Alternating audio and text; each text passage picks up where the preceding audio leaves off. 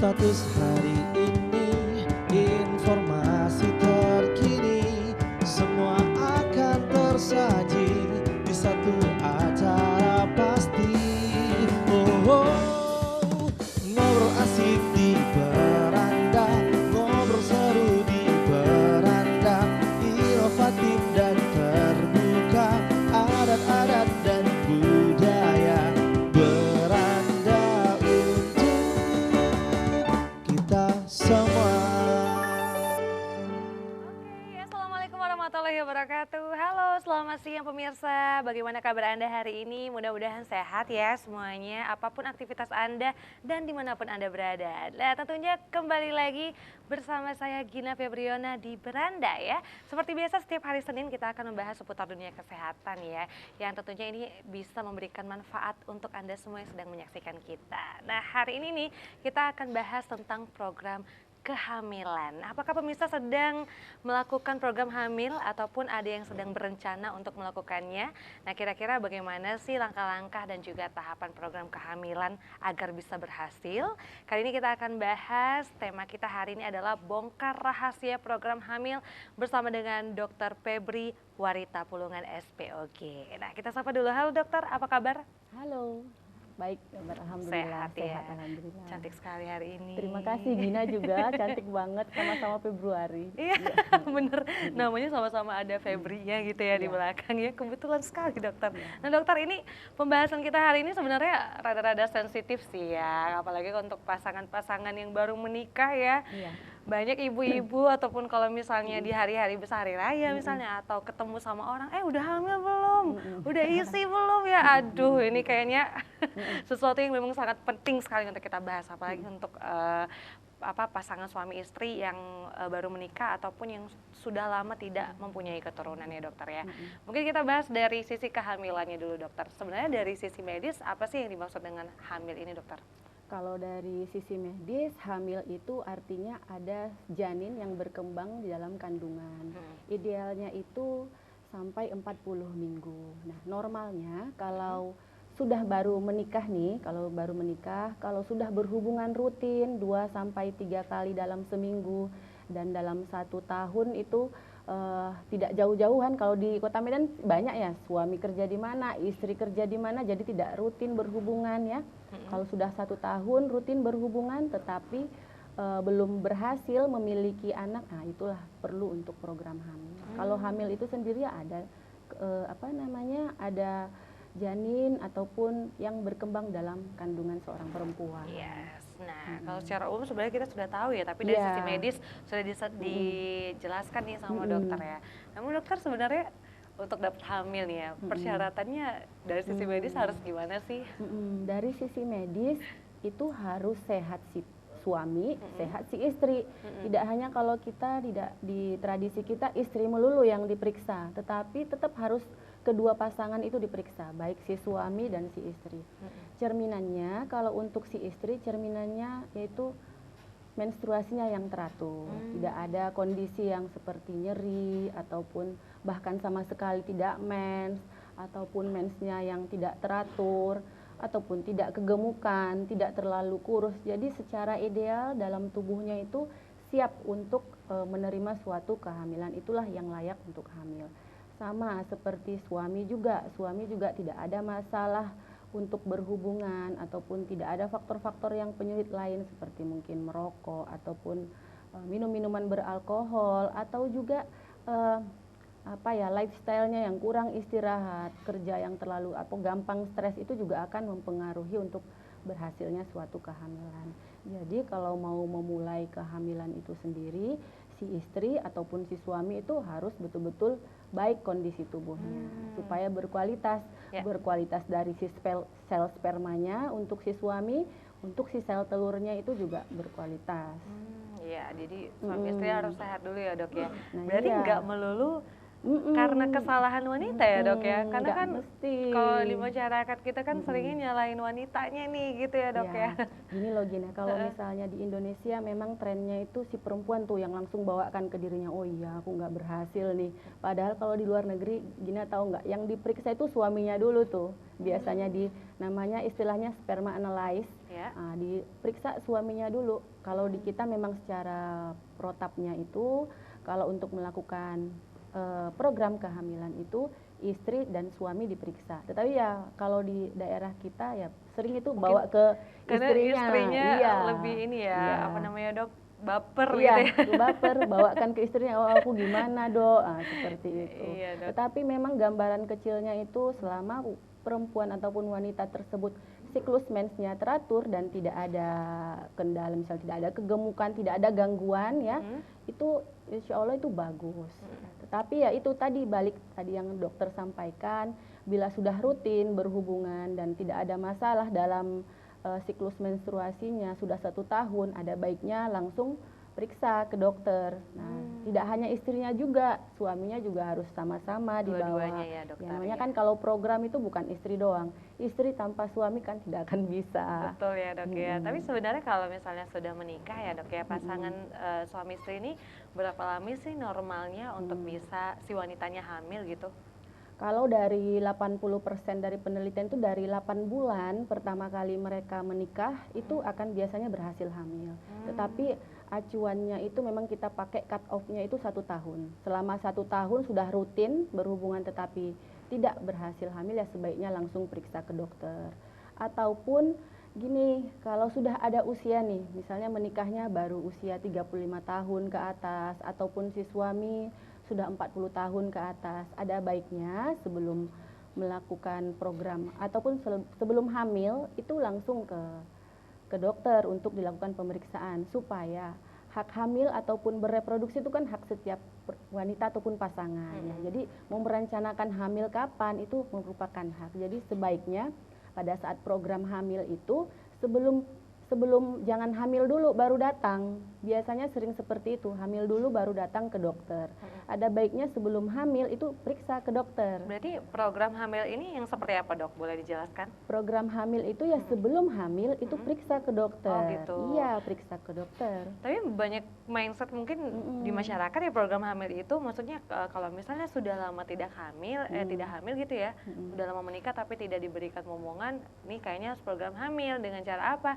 Yaitu dengan bayi tabung misalnya atau yang lainnya gitu ya, lebih ke hal-hal seperti itu. Tapi sebenarnya program hamil itu adalah perencanaan sebelum kehamilan gitu maksudnya. Iya, supaya yang hamil yang terjadi itu hamil yang berkualitas, tidak terjadi seperti yang kita sering dengar keguguran, kehamilan tidak berkembang ataupun kehamilan yang prematur. Jadi itu direncanakan jauh sebelum terjadi kehamilan itu. Nah, Berarti kapan sebaiknya kita melakukan program hamil? sebaiknya 3 bulan sebelum kita mau pingin hamil itu kita periksa ke dokter. Jadi dilihat dulu, dianalisa kondisi si istri, kondisi si suami. Jadi 3 bulan itu programming tuh memperbaiki mulai dari mungkin status nutrisi, status gizi suami, lifestyle-nya ya.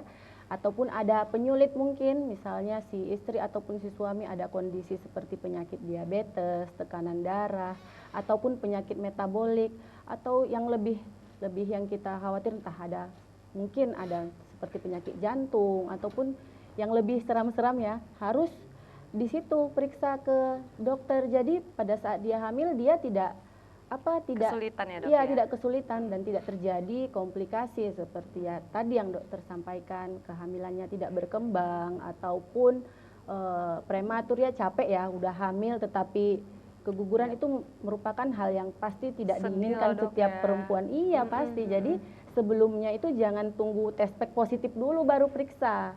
Tetapi jauh sebelum kapan mau merencanakan kehamilan, pasangan itu datang untuk cek periksa ke dokter. Oke, berarti untuk pasangan yang baru aja menikah, itu Iya. sebaiknya langsung konsultasi ya dok ya? Iya, langsung konsultasi biar nanti ya tidak capek hamil, Betul. tapi harus berkualitas kehamilannya. Bukan hanya kehamilan yang berkualitas, tetapi anak yang akan tumbuh dalam perut itu juga merupakan anak-anak yang status nutrisinya bagus. Jadi genetiknya juga akan bagus.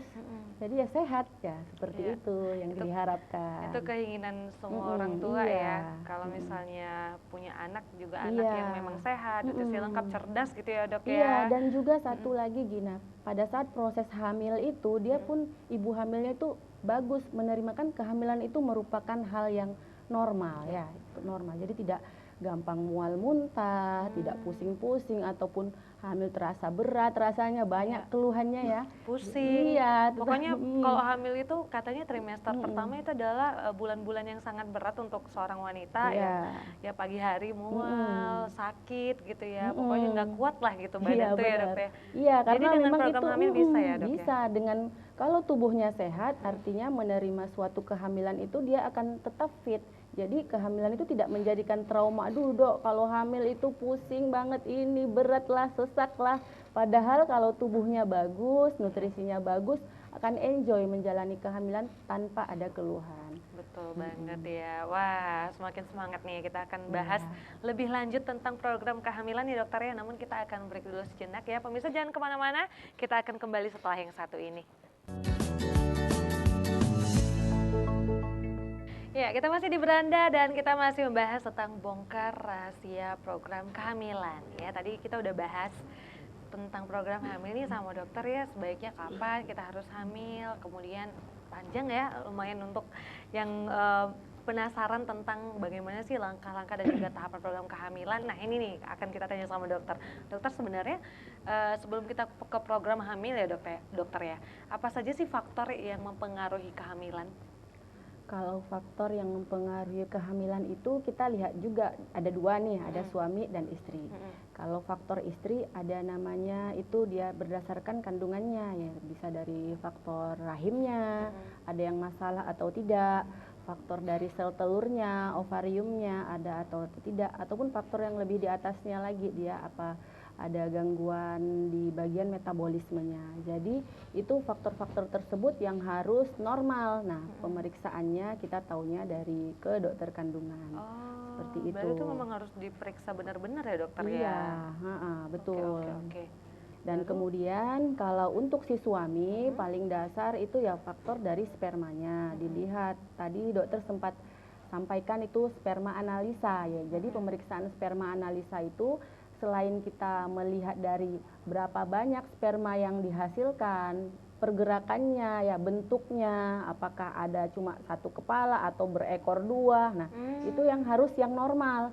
Banyak juga spermanya, tetapi kalau ternyata tidak berkualitas, itu tidak akan bisa menghamili juga. Jadi harus yang normal, baik dari jumlah ataupun dari bentuknya, ya, dari konsistensinya. Nah, itu hanya bisa dilakukan dengan sperma analisa, tidak bisa terlihat hanya dengan tampakan makroskopiknya. Kadang si suami nih ya merasa gagah, kental kok dok gitu, itu salah ya, encer kok dok, ini enggak, hanya bisa dilihat dengan mikroskop dan perlu bantuan dokter lain juga untuk menilai apakah ada kelainan-kelainan pada si spermanya. Jadi ya faktor-faktor apa yang mempengaruhi ya dilihat dari faktor si suami dan faktor si istri. Nah ini nih pertanyaan dok selanjutnya nih. Jadi untuk program kehamilan ini ya dok ya, apa aja sih program yang meliputi agar bisa hamil, bagi dong rahasianya dokter?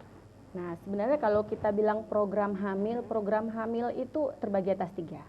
Dia ada program hamil yang alami, ya. Kadang dia dibantu dengan pengobatan juga oleh dokter kandungan. Bisa dengan namanya induksi ovulasi, artinya dia diberikan rangsangan supaya terjadi suatu ovulasi. Nah ini merupakan hal yang basic banget. Yang kedua ada namanya ya inseminasi. Inseminasi itu dia didekatkan lagi dia dari si spermanya ke bagian rahimnya si istri. Jadi ada sperma yang sudah diperbaiki kualitasnya, kemudian diinseminasi dalam bentuk selang masuk ke dalam rahim si istri. Ada juga yang namanya yang ketiga itu bayi tabung, itu tingkatan yang paling akhir. Nah kalau bayi tabung itu adalah standar yang paling terakhir. Bayi tabung itu dia si sel telur diambil dari si istri, spermanya diambil yang paling bagus, terus digabungkan dalam satu tabung, kemudian ditanamkan dalam rahim si istri tersebut. Oh begitu. Nah, itulah dia tahapannya, itu ada 3. Jadi kalau misalnya ya bagusnya kalau namanya program hamil yang alami itu ya tanpa menjalani yang step 2 dan 3 itu berlangsung secara alami dengan kondisi tubuh yang bagus tanpa menjalani prosedur tersebut ya bisa hamil dalam 80 sampai 90% pada pasangan suami istri yang memang normal untuk reproduksinya. Oke, berarti ada 3 program kehamilan yang bisa dilakukan ya dokter ya. Jadi sebenarnya apa saja sih hal-hal yang harus kita perhatikan untuk melakukan program hamil? Betul. Kalau sudah naik ke tingkatan 2, 3 tentu mahal ya. Jadi kita harus maunya yang irit tapi bagus kualitasnya. Jadi ya pertama ya kita kenali dulu diri kita. Artinya kita pertama dari faktor usia. Dilihat usia reproduksi untuk perempuan itu kan idealnya 25 sampai 35 tahun. Semakin tinggi usia si istri artinya kualitas sel telurnya pun kurang baik. Jadi dilihat dari faktor usia itu, kalau faktor usianya sudah memenuhi, lanjut next stepnya ya kualitas hidupnya. Olahraganya yang teratur.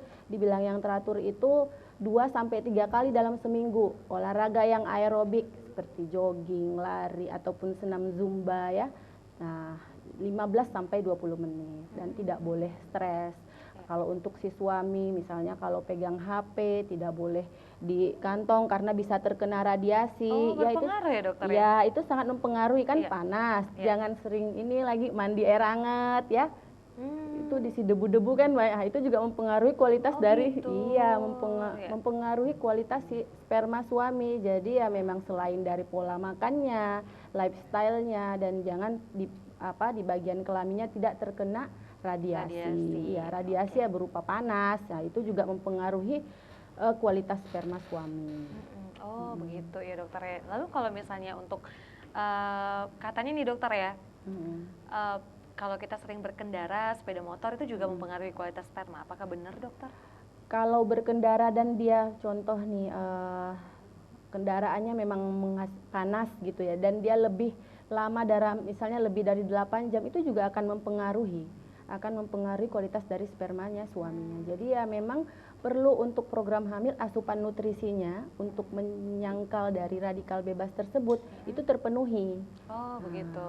Memang harus nutrisi lengkap tuh sangat penting sekali. Pola hidup sehat ya dokter ya. Iya, contoh kalau yang paling basic banget untuk perempuan dipenuhi asupan asam folatnya 400 mikrogram per hari.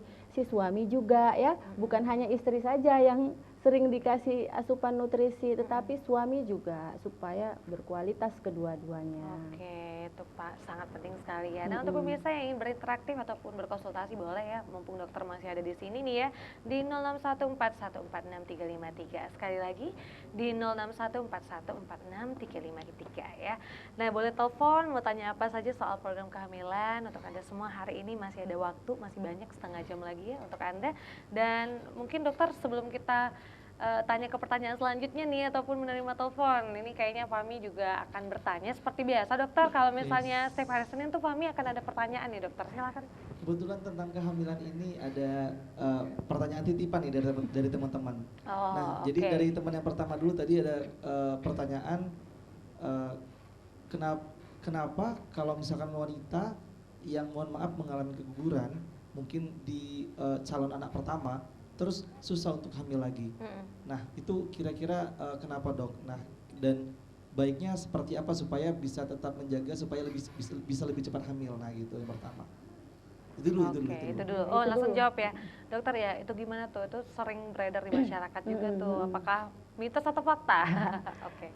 Sebenarnya gini ya, artinya dia sudah berhasil hamil berarti dia tidak infertil. Ya, maksudnya dok? Tidak subur, berarti dia subur artinya. Infertil itu artinya kan tidak subur. Kalau sudah berhasil hamil, even dia keguguran, berarti dia masih subur. Tetapi seperti yang dokter tadi sampaikan, dia hamilnya aja yang belum berkualitas. Kenapa seperti tadi Fahmi menanyakan sulit banget tuh untuk punya anak lagi ya. Pertama lagi jangan kecil hati, justru dia udah pernah hamil berarti peluang chance dia untuk hamil kembali itu akan lebih besar dibanding dia tidak hamil. Tetapi basicnya lagi pastikan lagi untuk peluang dia hamil untuk berikutnya dibaguskan dulu kondisinya, dilihat dulu apa penyebab kegugurannya. Paling sering penyebab keguguran itu kan banyak banget. Itu memang paling sering karena kualitasnya tadi tuh, si sel telurnya kurang bagus ataupun si spermanya tidak terlalu bagus. Mungkin saja pas yang sperma yang berhasil masuk di antara jutaan sperma yang masuk itu lagi yang berekor, nah nggak berkembang dia. Karena kalau misalnya berkembang bisa saja terjadi kelainan genetik ataupun pertumbuhan yang tidak bagus, cacat ya, untuk bayinya bisa saja seperti itu. Tetapi nah kalau mau merencanakan hamil dengan riwayat keguguran, itu peluang untuk hamil tetap akan lebih tinggi, tetapi supaya berkualitas diceklah ke dokter kandungannya, diperiksa untuk si istrinya, lebih dilihat untuk istrinya, dan diberikan ceknya itu paling sering itu dilakukan USG transvaginal, USG melihat kondisi dari ibunya apakah ada kegemukan ataupun ada penyakit seperti diabetes, tekanan darah tinggi. Nah, kalau untuk si suami bisa saja karena spermanya kurang baik, biasanya akan diberikan suplementasi ini vitamin ya, yang mengandung asam folat, vitamin E, koenzim 10, dan banyak banget yang diberikan untuk suami supaya sperma yang berhasil masuk itu sperma yang unggul. Oke, berarti sebenarnya nggak usah berkecil hati, tetap semangat Iya. ya. Ada peluang untuk bisa Peluangnya hamil lagi, lebih besar. tapi perlu itu tadi tuh banyak yang harus diperhatikan supaya tidak gagal 2 kali gitu ya Iya, dokter ya. karena kasihan juga kalau gagal berkali-kali, ibu hamil pasti akan wanita tersebut pasti akan merasa down, capek hamil tetapi terhenti. Kan itu menghitung-hitungan waktu ya, 3 bulan, 4 bulan ya. Tapi berapa lama sih dok sebenarnya dari keguguran baru kita bisa hamil lagi? Mungkin dokter bisa jawab setelah yang satu ini ya. Kita akan break dulu, jangan kemana-mana, tetap di Beranda. Oke, kita masih di Beranda dan kita masih bahas tentang tema bongkar rahasia program hamil ya pemirsa ya. Kita udah bahas panjang lebar nih sepertinya. Namun pertanyaan saya sebelumnya nih dokter, kalau misalnya dari kita keguguran gitu ya, untuk bisa hamil lagi sebaiknya yang baiknya itu waktunya berapa lama ya dok? Sebenarnya itu nggak ada ya Gina patokannya, kalau misalnya kalau kita baru keguguran ya kan, untuk hamil kembali. Kalau berdasarkan paling rekomendasi dokter biasanya 3 bulan, tetapi itu tidak patokan yang wajib dan mutlak. Yang pasti sebelum untuk hamil diperiksa lagi, karena bisa saja sebelum kehamilan, contoh tuh ada terjadi misalnya infeksi pada kehamilan yang mengakibatkan dia keguguran, si istri tersebut harus menjalani pengobatan dulu terlebih dahulu, bisa sampai ada pengobatan 3 sampai 4 bulan kemudian oleh dokternya baru boleh hamil kembali. Jadi harus tahu dulu basicnya penyebab keguguran ya, iya keguguran yang sebelumnya. Nah itu karena kalau nanti terlanjur hamil kembali ya kan, hamil kembali otomatis tidak bisa akan terjadi keguguran kembali karena belum diatasi belum masalahnya teratasi dok. masalah yang pertamanya. Gitu, ya. Jadi proses mengatasi masalah tersebut itulah fase di mana pengobatan dulu baru untuk hamil berikutnya. Tapi kalau misalnya nggak ada sebab, it's okay kalau dok tidak ya. ada sebab, contoh misalnya hanya kecapean ataupun karena memang lagi nggak fit, paling sering itu pasangan suami istri yang baru menikah terus langsung punya anak tuh, langsung hamil, nggak melewati fase menstruasi langsung hamil. Nah itu sering ya terjadi keguguran, paling sering karena memang kecapean ataupun stres ya, baru mantenan ya kan. Nah, paling sering seperti itu. Kalau kayak gitu ya, ataupun dia memang kehamilannya itu memang masih kecil, tidak sampai besar ya, biasanya 3 bulan boleh langsung hamil kembali. Oke. Nah Fami ada mau tanya lagi, boleh silakan. Yes, ini ada pertanyaan. Ini dari saya sendiri nih. Ya. Nah, baiknya itu batas wanita untuk hamil baiknya di usia berapa dok? Ya mungkin kalau kita bahas rezeki ya mungkin ya di umur 45, hampir 50 juga masih ada yang hamil gitu kan. Tapi baiknya supaya antisipasi di usia berapa wanita hamil. Karena kan kalau makin tua harusnya makin beresiko ya kalau nggak salah. Nah jadi supaya para pemirsa yang ada di rumah bisa tahu nggak nunda-nunda gitu loh untuk punya anak gitu sih. Itu dulu, ada lagi 19 lagi. Oh ya banyak ya Pak Mia, satu dulu dok, boleh dok, langsung dok. Kalau batasnya itu 35 tahun ya. 35 tahun itu sel reproduksi dari perempuan itu sudah mulai berkurang. Artinya kan setiap bulan perempuan itu menghasilkan telur yang apa yang harusnya dibuahi itu meluruh jadi menstruasi. Nah, makin lama 35 tahun jadi cadangan sel telurnya itu akan semakin sedikit. Nah, selain semakin sedikit kualitasnya juga akan semakin kecil. Nah, kalau dia hamil di atas 35 tahun tentu akan ada resiko seperti dia resiko kelainan genetik ataupun dia sindrom Down ya. Wajah Mongolian yang hampir sama, yang mirip-mirip semua wajahnya, ataupun preeklamsia, tekanan darah tinggi. Nah, jadi pada saat walaupun pada saat 35 tahun nih baru ketemu jodoh ataupun hamil ya, itu kan sudah ada risiko satu tuh usianya di atas 35 tahun. Sebaiknya kontrol lah, teratur ke dokter supaya kehamilannya itu sukses, berkualitas, cukup bulan, anak yang dilahirkan sehat dan tidak ada kelainan.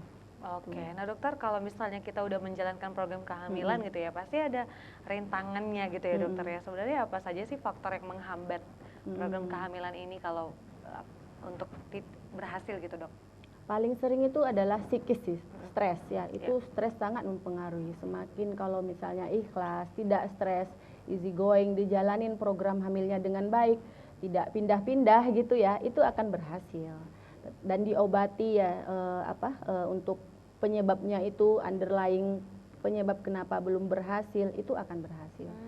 Gitu. Berarti harus stres itu kuncinya, harus happy. Jadi kalau mau program hamil itu harus happy, jangan terlalu parno, mikir yang overthinking itu nggak boleh. Apalagi zaman sekarang. Oh, itu tadi kan kalau faktor istri tuh 35 tahun. Kalau suami ada juga. Oh iya. Di atas 40 tahun juga tidak bagus. Ya? Iya, resiko. Jadi sperma yang kurang baik juga kalau misalnya suatu proses kehamilan dari sperma yang kurang bagus juga bisa beresiko untuk kehamilannya. Jadi jangan disalahkan faktor istri doang, suami juga mempengaruhi. Ada peran 50-50 itu perannya ya. Oke, ada lagi apa lagi? Nah, ini pertanyaan titipan dari yang sini dong. Ya. Jadi pengaruh nggak kalau misalkan pola hidup mereka ini adalah yang tidurnya itu pagi-pagi gitu, jam berapa? Jam 2, jam 3-an gitu. Karena begadang ya? Begadang, terus bangunnya juga mungkin kesiangan, terus pola makannya juga mungkin masih sering makan junk food gitu ya. Telat Jadi, gitu makannya juga. Apakah itu pengaruh kepada si hamil ya, kehamilan atau mungkin sperma dari si laki-lakinya gitu. Gimana dok? Gimana dok? Mungkin karena kerjaan ya, ini anak band ya sukanya kerja malam kadang dok. Jadi mana tahu bisa kan kalau konsultasi ke klinik nanti bayar langsung aja. Iya. Nah gimana dokter? Jadi kalau kita kembali ke zaman dulu rasanya mudah banget ya dapat anak ya. Dulu ya, zaman dulu masih orang tua kita punya banyak anak 5, 6, 8. Sekarang udah beda, sulit banget untuk punya anak. Kenapa? Karena memang sekarang itu stylenya udah beda, lifestyle-nya beda, banyak radikal bebas, irama tidur, irama kerja. Kalau dulu orang tua kita kerjanya ya pagi, siang, malam ya udah pulang istirahat, sudah tercukupi untuk tubuhnya untuk beristirahat. Tetapi kalau memang tipe ritme kerja kita memang ritme kerjanya tidak bagus, ada baiknya ya dibaguskan lagi kalau untuk ritmenya memang sangat mempengaruhi untuk kesuburan. Jadi disarankan istirahatnya itu lebih kurang 8 jam sehari, terus ya dikurangilah makanan yang junk food, perbanyak makan sayur ya, yang nutrisinya apalagi kalau untuk si suami itu bukan, justru tidak toge, tetapi dia buah yang berwarna merah, semangka, jus tomat, karena itu lebih tinggi antioksidannya untuk memperbaiki kualitas ini suami. Justru kalau makan toge untuk si suami malah mengganggu keseimbangan hormonnya. Loh, jadi yang kata orang tua itu ke istrinya. Kalau ke suaminya ya jangan. lebih ke jus ya. Gitu. Ya, jus yang berwarna merah, buah merah, tomat ya. Iya. Berarti berpengaruh nih Pami ya untuk lifestyle-nya. Aji mungkin bisa coba pola hidup sehat dulu ya kan untuk sementara waktu. Atau ngeband sambil tidur gitu, bisa nggak ya? Nggak apa-apa, kalaupun tidurnya memang irama tidurnya misalnya malam dijadikan bekerja dan siang pagi untuk istirahat ya harus 8 jam gitu loh, diatur. Tapi harus selalu ritmenya sama gitu ya? Iya, ritmenya sama. Oh gitu, oke. Yes, terakhir. Ada lagi? Terakhir nih. Oh nggak jadi 19? Karena waktunya kan nanti masih ada yang mau tanya lagi. Nah jadi Saya punya saudara, Heeh. dia pernah hamil dan melahirkan 3 kali, tapi belum rezeki karena setiap melahirkan umurnya cuma beberapa jam langsung meninggal. Ada juga yang 1 hari juga langsung meninggal, terus beberapa jam lagi meninggal lagi. Jadi 3 kali seperti itu. Serius? Serius. Cukup bulan. Ya. Cukup bulan anaknya cukup. Ada yang 1 prematur kalau nggak salah, 1 atau 2 prematur. Pokoknya 3 kali hamil melahirkan meninggal Oke, gitu lah. oke. Ya. Nah jadi apakah itu ada pengaruhnya dengan, jadi kalau nggak salah saya kemarin cerita pernah pelihara hewan peliharaan gitu, atau mungkin ada virus lain, saya nggak tahu juga nih. Oh, apa pelihara kucing ya? Kucing atau kucing. Apakah ada pengaruhnya gitu? Misalkan kita pelihara kucing, terus kucing itu Ya. tidur di tempat tidur yang Ya. kita tidurin juga, terus di sofa yang kita dudukin juga, mungkin apakah ada mungkin virus-virus atau bakteri-bakteri tertentu gitu sehingga terjadi hal seperti itu. Nah, ada 2 case tadi, yang tadi kan melahirkan meninggal gitu.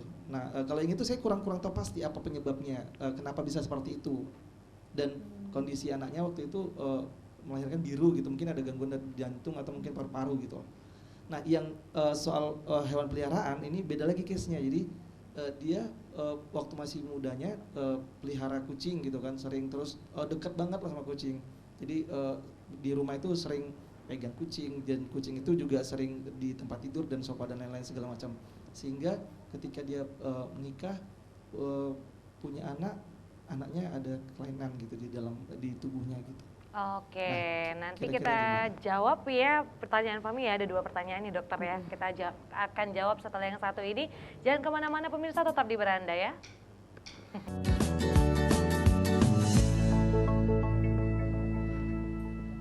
Iya, masih bersama dengan Dokter Febri ya di sini ya, dan kita akan segera menjawab pertanyaan dari Fahmi ya pemirsa ya. Kira-kira gimana nih dokter, apakah benar jika kita memelihara hewan seperti kucing ataupun anjing itu bisa mempengaruhi kehamilan? Jawabannya itu bisa iya, bisa enggak. Oke. Selama kalau contoh kucingnya itu terinfeksi oleh toksoplasma, namanya itu kayak seperti parasit ya, yang dia ada di air liurnya kucing. Kucing itu kan sering tuh bersihkan kotorannya pakai lidahnya.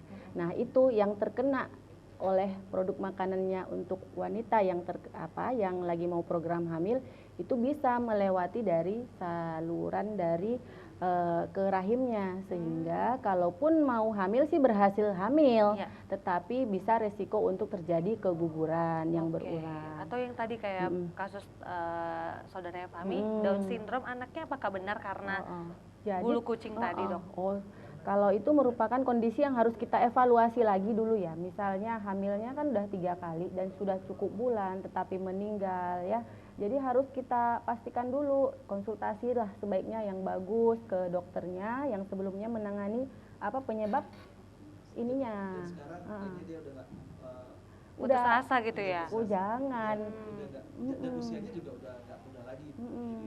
Usianya itu udah 40 lebih, hampir 50 justru sekarang. Jadi kayaknya ya udahlah gitu. Jadi sekarang kayaknya udah dia ngasih Menerima gitu ya? Ya udah nerima dengan keadaan lah. 3 kali kan mungkin bukan hal yang mudah gitu kan untuk Iya. bagi seorang ibu gitu. Kalau 1 kali mungkin ya masih bisa dimaklumi, 2 kali ya udah mungkin takdir. 3 kali itu kan memang cobaan lah gitu. Iya. Kalau Dan sekarang udah nggak berani lagi merekanya gitu. ya, sebenarnya banyak lah seperti itu dia. Sorry dok, potong. Faktor penyakit, contoh gula misalkan, Ya, itu pengaruh nggak untuk hal-hal seperti itu? kalau memang ada penyakit metabolik seperti tekanan darah yang tidak terkontrol ataupun penyakit gula, itu mempengaruhi untuk kualitas kehamilannya. Jadi biasanya kalau kalau ada pasien ataupun ibu hamil yang dengan kehamilan beresiko seperti diabetes ataupun tekanan darah tinggi, itu kontrolnya akan lebih teratur supaya tidak terjadi kondisi seperti yang tadi disampaikan ya. Hamilnya pun harus baik, dan sebelum hamil pun untuk kondisi yang ada penyakit metabolik, gula, diabetes ataupun tekanan darah harus terkontrol dulu. Kalau tidak ya akan berulang dia Oke, kondisinya. jadi solusinya gimana dok? Apa kita tidak usah melihara kucing lagi atau gimana? Kalau yang itu kan Case yang berbeda case berbeda. nih ya. Kalau Heeh. misalnya ke kucing nih dok, jadi bagaimana? Kucingnya diperiksa ke dokter Oh, hewan, diberikan pengobatan dan untuk si pasangannya perempuannya itu dilakukan pemeriksaan laboratorium. Berarti bisa berpengaruh sebenarnya Iya, ya? bisa mempengaruhi supaya Oke. tidak kembali seperti yang case yang disampaikan oleh Fahmi tadi, berulang-ulang hamil tetapi tidak berkualitas. Baik dengan sampai hamilnya hanya misalnya keguguran ataupun sampai cukup bulan, sebaiknya kalau sudah ada riwayat kehamilan ataupun anak bad history lah. Bad history itu preventif ke depannya hamil berikutnya tidak terjadi. Oke, ini karena waktunya gak terasa udah hampir habis. Sebenarnya masih ada pertanyaan ya Pak Mia, mungkin nanti di next time ya bisa bertanya ya. Dan ini mungkin pertanyaan terakhir dari saya dokter, boleh kasih pesan dan juga harapan terhadap masyarakat khususnya untuk para ibu ataupun calon ibu hamil gitu. Pesannya untuk para masyarakat ataupun pasangan yang baru menikah ingin program hamil, pertama harus menjaga pola hidup yang sehat, tidak hanya suami istrinya juga. Yang kedua, tidak boleh stres ya, harus mengelola emosi dan harus semangat untuk mendapatkan kehamilan yang berkualitas. Konsultasi sebaiknya ke dokter tanpa memandang usia ya, tidak harus menunggu usia di atas 35 tahun, tapi kapan kamu mau ingin hamil, langsung periksa ke dokter supaya kehamilannya berkualitas. Oke, baik, terima kasih Dokter Febri Wanita Puluhan SPOK sudah hadir bersama kita ya dokter, sudah sharing bersama dengan seluruh pemirsa Sumatera Utara. Kalau begitu tetap terus saksikan Beranda ya pemirsa, setiap hari Senin jam 2 siang kita akan hadir dengan informasi-informasi kesehatan untuk Anda. Saya Gina Febriona pamit undur diri, selamat sore dan sampai jumpa.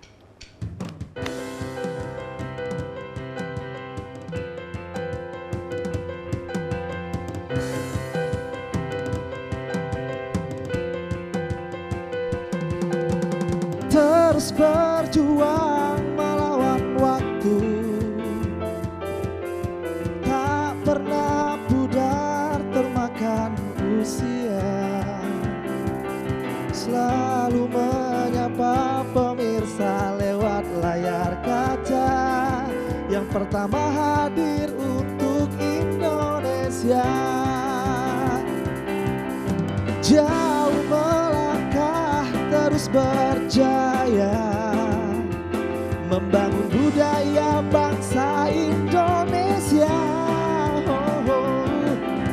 Kobarkan api semangat di dalam dada, sebagai media pemersatu bangsa. Oh, tetap semangat, bergandeng tangan, satukan langkah bersama TVRI. Jayalah TVRI, jayalah untuk negeri, selalu di dalam hati rakyat Indonesia.